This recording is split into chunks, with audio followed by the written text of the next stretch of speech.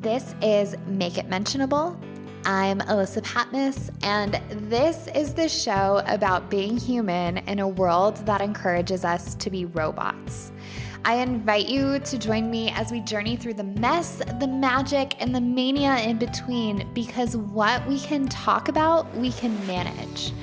This honest conversation extravaganza includes free-flowing conversations and high doses of vulnerability to remind you that you aren't alone. No topic is off limits, and episodes are designed to leave you smarter, aka more self-aware than when you came. I am so glad you're here.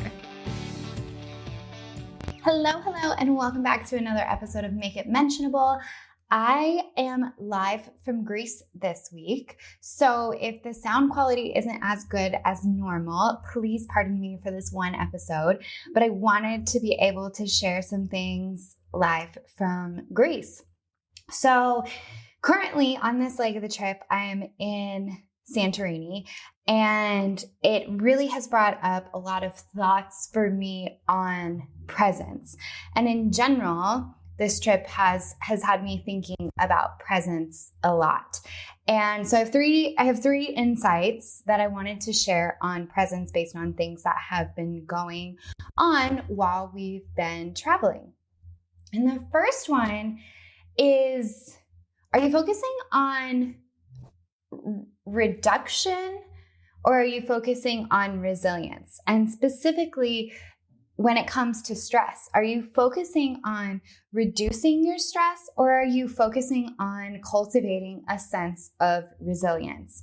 And this popped up because on our first flight here, or not the first, the second, we flew from Denver to Chicago, and then we flew from Chicago to Athens. But the flight from Chicago to Athens was delayed 7 hours, which Jeff and I had planned 3 days before. Like, we had adjusted our sleep schedule so that when we arrived at the supposed time in Athens at 8 in the morning, we would just be ready to go. So it was a little bit disappointing, and pieces of it were stressful. It's this thing that we have no control over, and we're missing out on half a day in Athens, and it wasn't the most fun experience in the airport that I have ever had.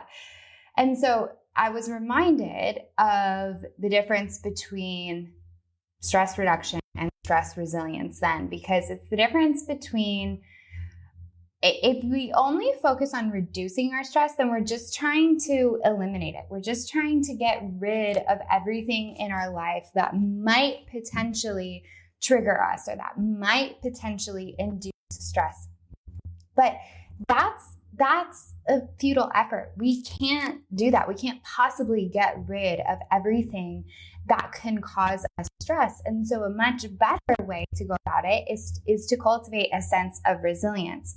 And when I think of resilience, I'm thinking about the ability to bounce back from stressful situations with more grace, with more ease, so that we can get back to presence sooner. And it's the difference of being in conflict and feeling like, oh my God, I just have to get away from someone, versus, okay, conflict has happened. How can we repair? How can we get back to a ground where both people feel safe and heard again with greater efficiency? Or how can I get back to a place where I feel safe in my nervous system again? How can I get back to a place where I feel like I have agency over the situation and I'm not just at the effect of everything around me, feeling like it's just happening to me? I feel like I could do an entire episode on cultivating resilience and mitigating stress that way, rather than just trying to cut out everything in our lives that can potentially cause stress. But I'm not going to go fully into that right now because I have dinner reservations. But This first insight that came up for me is around the importance of being able to cultivate resilience and being able to bounce back from something quicker. Because the second thing that I'm always reminded of on vacation is, and I love talking about with people, is we can't escape ourselves on vacation. We can go to a new environment and learn new things about ourselves, experience ourselves in different ways. We can potentially not have the same triggers because we're in a different environment, different things are going on, but we fundamentally can't escape ourselves. If you feel more lonely at home, just going on vacation probably isn't going to take that away. If your relationship doesn't feel great at home, going on vacation isn't going to magically change that. If you are discontent at work and you're unable to shut your brain off about that, it's not going to magically go away on vacation. And those things can distract us from being able to be present, from being able to relax and to enjoy the benefits of being in a different environment. And so if we're just focused on stress reduction versus resilience, that can then get really stressful. When we have some of these familiar triggers come up, it's like, this isn't supposed to be happening. Like, I'm on vacation. Like, this is supposed to be like trigger-free zone, relaxation-free, or relaxation to the max zone. Like, what's happening? And so I'm constantly remembered anytime I go on a trip that we have to let go of this expectation that, you're being transported to this other world where all of a sudden, stressors don't come up and feelings that you've been contemplating at home in one way or another, whether they're macro or micro, they don't just disappear. They're there with you. It's a gift, though, because we can experience them when we're in a new environment. It can give us space to think about them in a new way.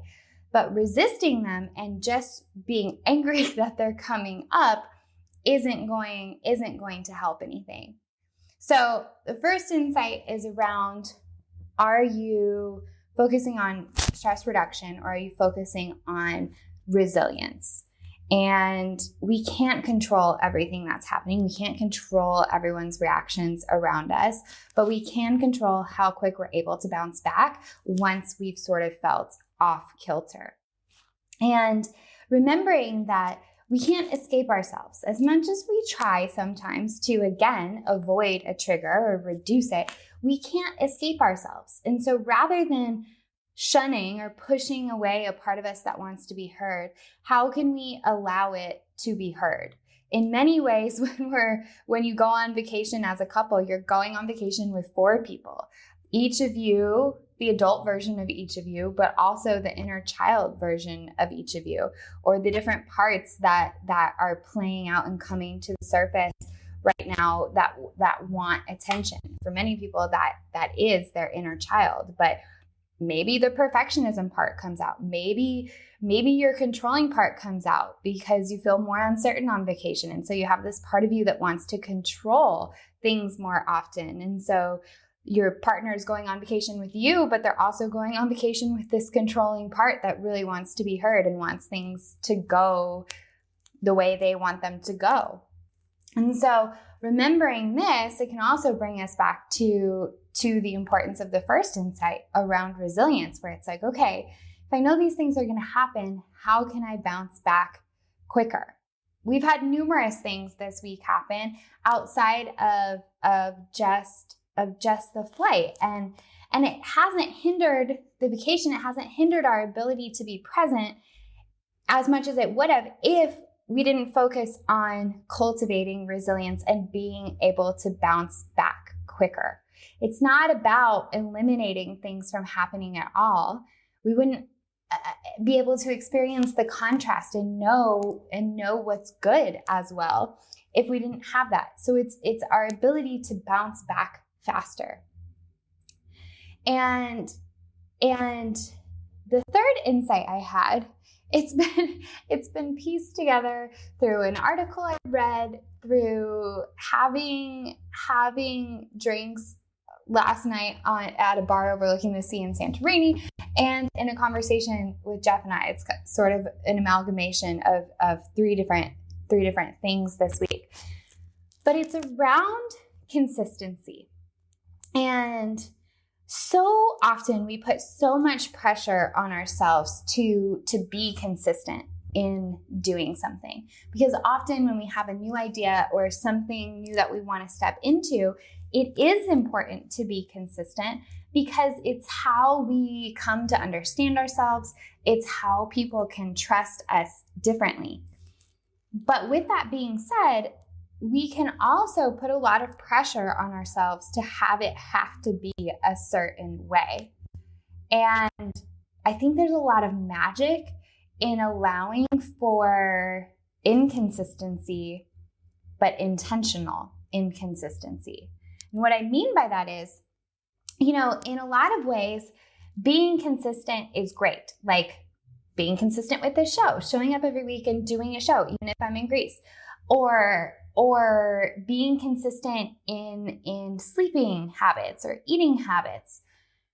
But in areas of personal growth, it's actually really great to be inconsistent, because we've developed these patterns over our life that influence how we show up, how we behave. And when it comes to our evolution and when it comes to our growth, many times what we actually need to do is stop being so consistent in those things. We need to be able to pause and say, like, wait, this isn't the reaction that I want to have right now. Let me think about this. Let me take a breath. Let me self-regulate for a second and come back with a different reaction. And so that inconsistency and breaking the pattern is actually what we need and what we want. And then becoming consistent in that new one that works better is the ultimate goal. And so I think sometimes we put a ton of pressure on ourselves to be consistent. And when we start out with a new project or a new idea, we can often feel like, we're not being consistent, not showing up, like not being present with the project. But my question then becomes, is it true that you're actually not being consistent, or are you being consistent but with the wrong thing? Because sometimes when we start a new project, we feel like we're not being consistent because maybe we're not posting routinely, or maybe we're not writing as much as we want to, or maybe we're not cooking the type of meal we want as often as we feel like we should be at the moment.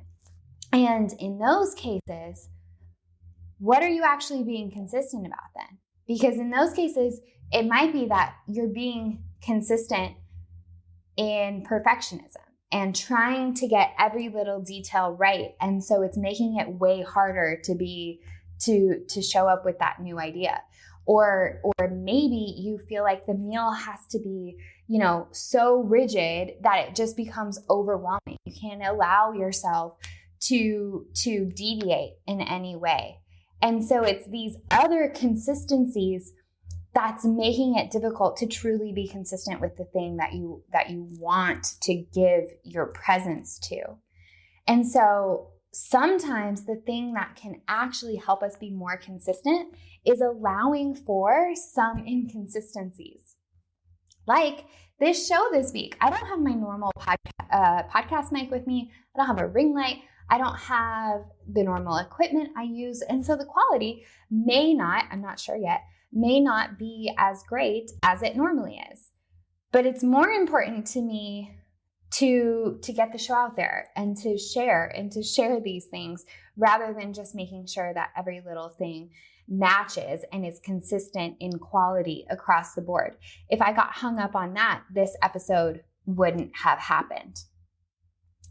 So all three of these insights are related to presence for me in some way. And I think the biggest reason why presence has been on my mind is because last night we went to dinner in Santorini, and Santorini is, I think, the most well-known village in Greece for sure, but I'm not actually convinced it's the most well-liked. It is absolutely the most well-known because constantly all you see are people on their phones just trying to take pictures of the sunset.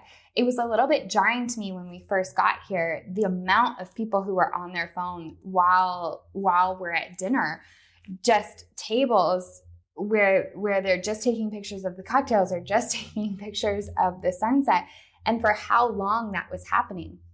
That wasn't happening in the same way in Athens or in Crete. And it was a little bit jarring to me because I really enjoy being in the moment and being able to fully experience the sunset and not always feeling like I have to snap that perfect photo. And so it led to some conversations around presence and being in the moment last night. And likewise, when you can get stressed out at the airport or stressed over a delayed flight or something else needing attention that you really hadn't planned for that day, that can kick us out of presence. But it's ultimately up to us how quickly we come back to it. And that's where the resilience piece is so, so, so important, and why I'm continually obsessed with understanding it at a deeper level. And then remembering that we don't leave ourselves behind just because we go somewhere else. As much as, it feels easier to escape things at times, we're not truly escaping it. And so again, allowing ourselves to be present with those parts of us there as well, rather than just trying to shun them and push them away, allows us to return to presence and the moment and being able to enjoy it at a deeper level more quickly. And lastly, if you want to be present with a project, sometimes giving yourself a break and recognizing, okay, I might not be being consistent in the area where I want. So where am I being consistent, and how is it hindering me? What do I need to let go of? And how can I embrace inconsistency intentionally so that I can redefine my relationship with this new project? And exploring those questions can bring us back to presence quicker as well. So this has been a short episode from Greece. I'm excited to share more about our time here because I think it's interesting. Like I said, Santorini is probably the most well-known village, but I've heard numerous people say, I love it. I'm glad I did it. But then they like other places more. So it seems like it's the most well-known, but I'm not sure it's the most well-liked. It's gorgeous and amazing.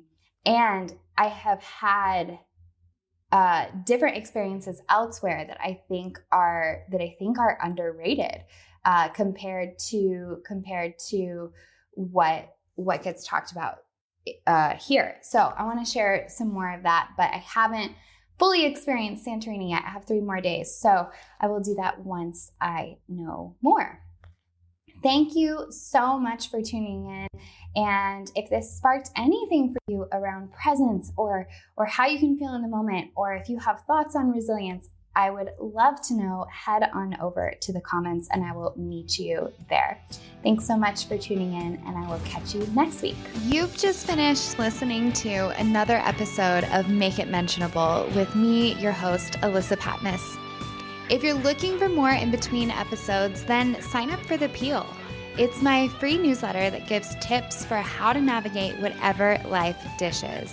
And it's also the place where I share the juiciest of stories. To check it out, head on over to alyssapatmos.com/The Peel. Thank you so much for tuning in, and I'll see you next time.